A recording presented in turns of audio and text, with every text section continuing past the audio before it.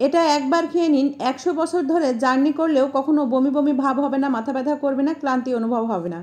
যে কোনো কাপড় থেকে বল পেনের দাগ কীভাবে উঠাবেন শিখে রাখুন, কাজে দিবে। এটা কিন্তু খুবই কার্যকারী একটি টিপস, আপনার জীবন কিন্তু পরিবর্তন হবে। কাপড়ে কি এভাবে কখনো মোম পড়ে গেছে? অনেক সময় দেখা যায় কাপড়ে মোম পড়ে গেলে সেটা কিন্তু আর উঠানো যায় না। আপনি কীভাবে উঠাবেন শিখে নিন, কাজে দিবে।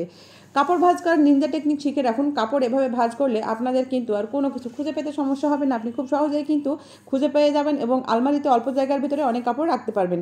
এমনই কিছু টিপস নিয়ে হাজির হয়ে গেছে। আশা করছি পুরো ভিডিওটি দেখতে থাকবেন। পুরো ভিডিওটি দেখলে আপনাদের অনেক উপকার হবে। আমাদের বাসায় যে কোনো কাপড়ে, সিনথেটিক হোক বা সুতি হোক, যে কোনো কাপড়ে কিন্তু মাঝে মাঝে দেখা যায় বল পেনের দাগ লেগে যায়।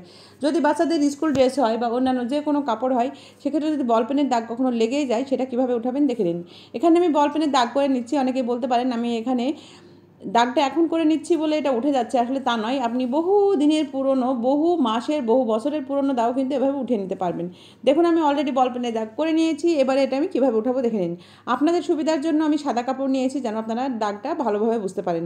এখানে নিয়েছি আমি হেক্সিসল হ্যান্ড রাব। হেক্সিসল হ্যান্ড রাব কিন্তু যে কোনো আপনারা ফার্মেসিতে পেয়ে যাবেন। এই হেক্সিসল হ্যান্ড রাব একটা নিয়ে রাখবেন। আপনার বাসার যে কোনো কাপড় থেকে বল পেনের দাগ কিন্তু আপনি খুব ইজিভাবে উঠিয়ে নিতে পারবেন। দেখুন সামান্য একটি হেক্সিসল আমি এখানে দিয়ে দিলাম।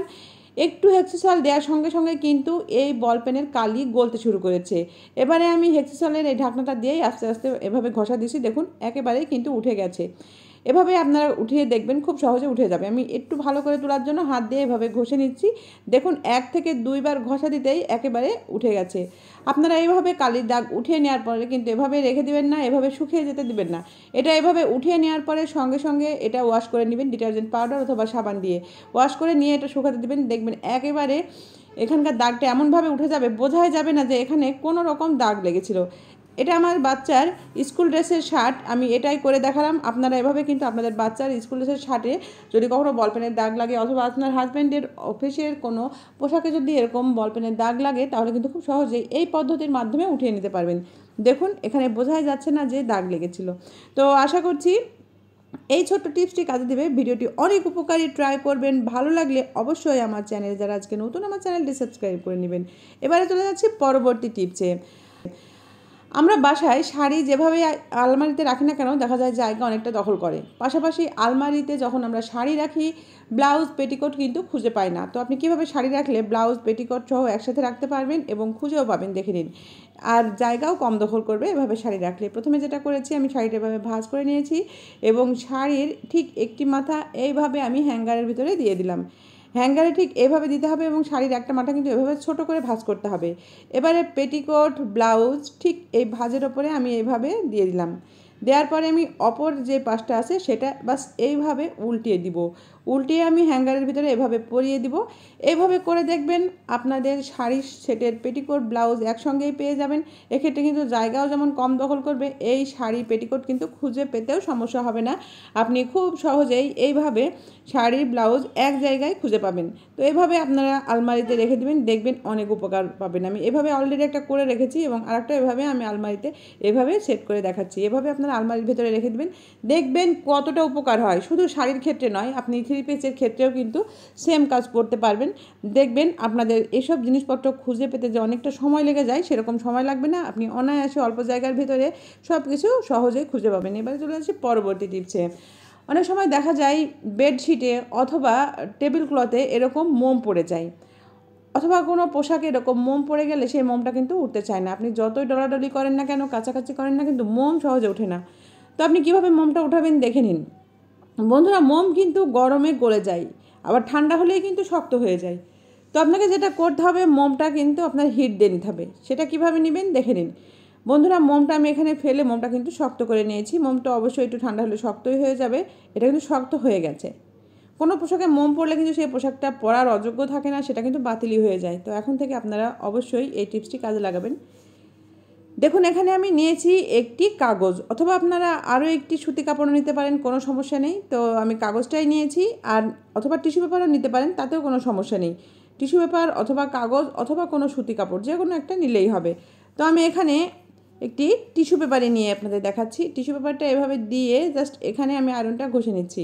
এখানে আয়রনটা ঘষলেই এই হিটেই আস্তে আস্তে মোমটা গলে যাবে। আর টিস্যু পেপার যেহেতু অনেকটা সফট প্রকৃতির, নরম প্রকৃতির, এখানে কিন্তু সহজেই মোমটা উঠে আসবে, অর্থাৎ টিস্যু পেপার কিন্তু মোমটা চুষে নেবে।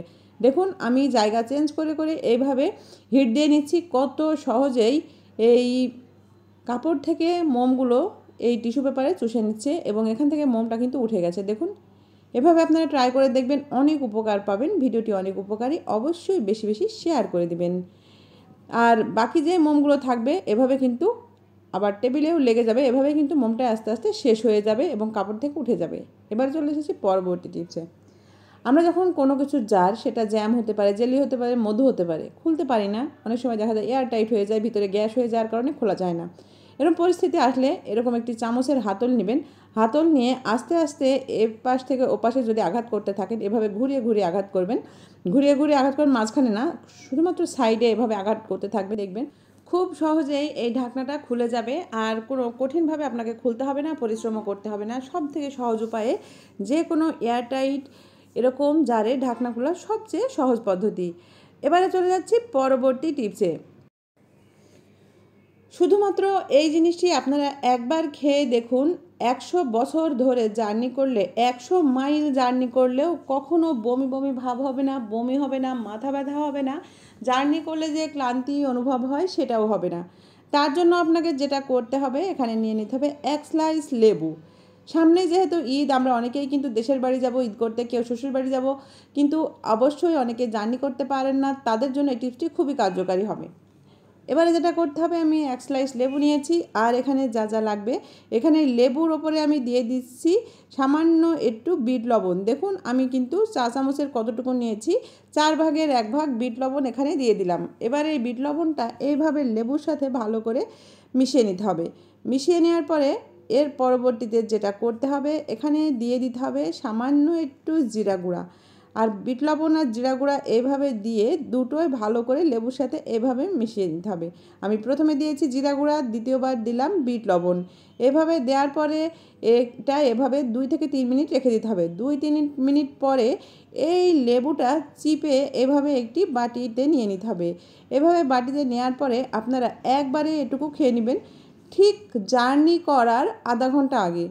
জার্নি করার আধা ঘন্টা আগে যদি এইভাবে আপনারা খেয়ে নিতে পারেন, তাহলে দেখবেন আপনি হাজার হাজার মাইল বা 100 মাইল যদি জার্নি করেন, তবুও আপনাদের শরীরে কোনো ক্লান্তি অনুভব হবে না। পাশাপাশি এটা খেলে কোনো বমি বমি ভাব হবে না। অনেকেই জার্নি করতে পারেন না, তাদের জন্য খুবই উপকারী হবে, এটা অবশ্যই ট্রাই করবেন। এখানে কিছুই দেয়া নেই, শুধুমাত্র একটুখানি বিট লবণ, একটু জিরা গুঁড়া আর লেবুর রস। তো আশা করছি আজকের টিপসগুলো আপনাদের কাজে দেবে। ভিডিওটি যদি আপনাদের কাছে উপকারী মনে হয়, ভালো লাগে, আমার চ্যানেলে যারা আজকে নতুন, আমার চ্যানেলটি সাবস্ক্রাইব করে নেবেন। সবাই ভালো থাকবেন, চলে আসবো নিত্য নতুন টিপস নিয়ে। সেই পর্যন্ত বিদায়।